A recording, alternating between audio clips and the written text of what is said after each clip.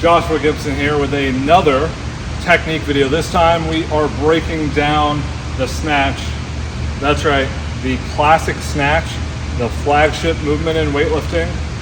We're gonna break it down. We're gonna tell you how to do it, common faults, how to correct them, and then how to program it. So let's get started. So the snatch is a very, very basic movement, right? It's the competitive movement, one of two in Olympic style weightlifting. That means we're taking the weight from the ground to overhead in one fluid motion. There are a couple of things we need to look for, key technical elements, and that's kind of what we refer to them as in the book that I co-wrote with Max A. That's called The Weightlifter's Guide to the Snatch, which you can pick up. There's a link down below in the description box. That'll detail the snatch from its origins all the way to how it should be performed, programs, error remediation, drills for a teaching progression. Everything you could want to improve your snatch will be in that book. Right now, I'll give you the TLDR. We'll cover again how to do it, which we're gonna do right now, and then we'll get into the rest of it. So there are a few basic things that I look for. We're gonna start from the ground up and build our way to the top, and then we'll go over common errors. So the first thing we always do is we get a really strong start position. That starts with the feet. In the snatch, we're gonna start slightly outside of hip width. Okay, for the clean, feet are right underneath the hips about.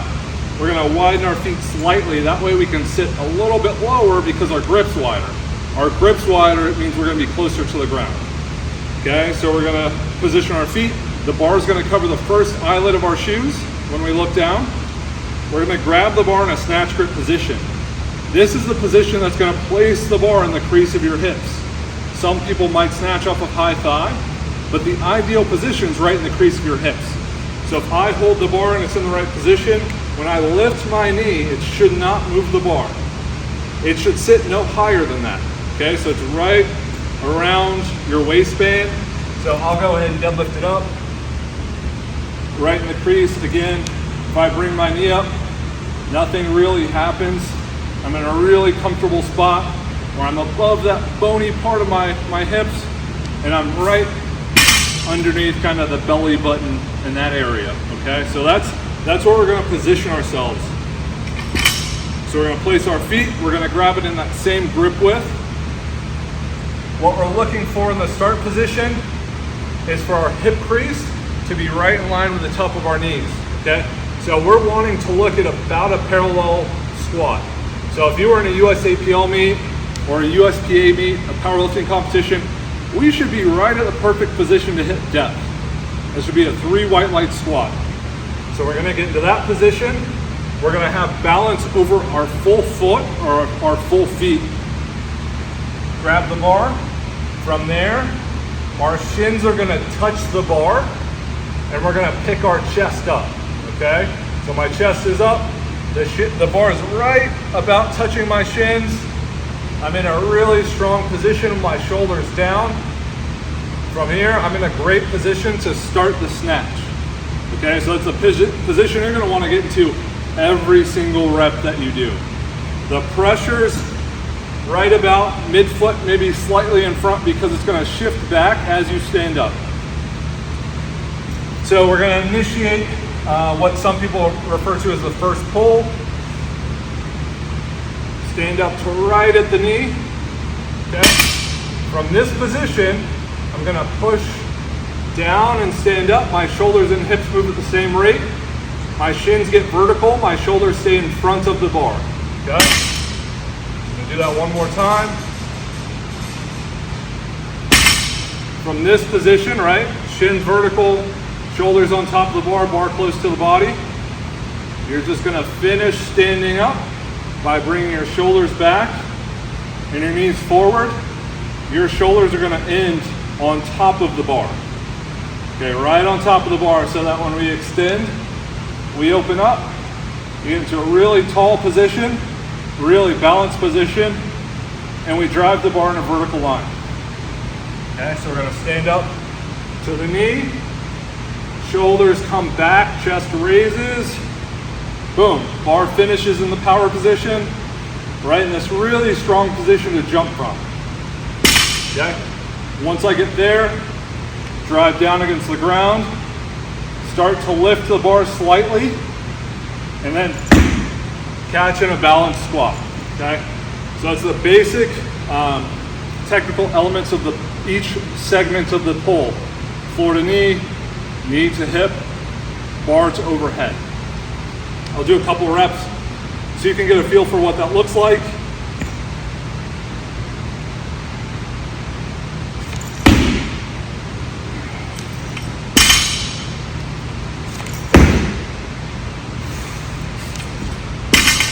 The last part is the receiving position. So you're going to catch the bar as high as you can right before you start to initiate it into a squat. In that position, you want the shoulder and arm to be pressed up and the elbow to be pulled back slightly, and everything as stacked as possible, okay? That's going to be a really strong overhead position that allows you to receive maximal weights. Common problems are generally going to be getting off balance from the start. Hips are going to be rising too quickly. So instead of having a really balanced pull here, you're going to see people be behind the bar, hips come up too fast, chest is down. Okay, those are errors. We'd want to correct that, having the same position from the floor to the knee. That's really concerned with balance on the feet as you stand up.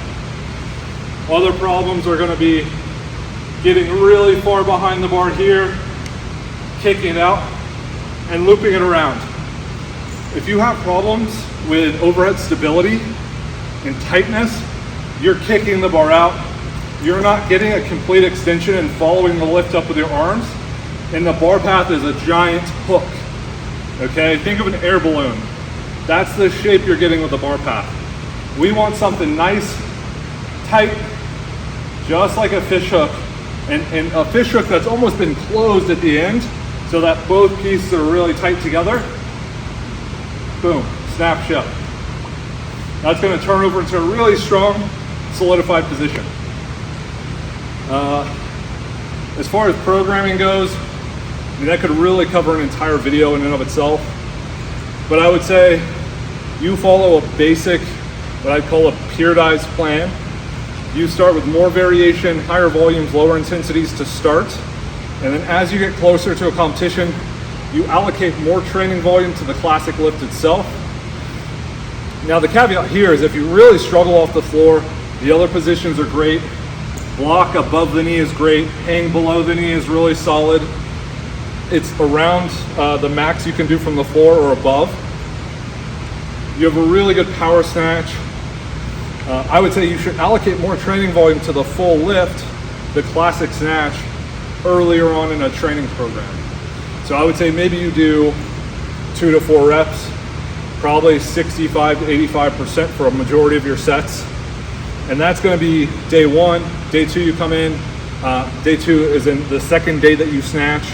You have another snatch emphasis day, but it's a lower volume, more technical. You could do no hook, no feet, no feet. You can do other more technical variations you might be better at. No feet, hang above the knee. Again, that'll be 1 to 3 reps, 2 to 3 reps, probably 60 to 75%. You can have a higher intensity day a little bit earlier on, later on in the week.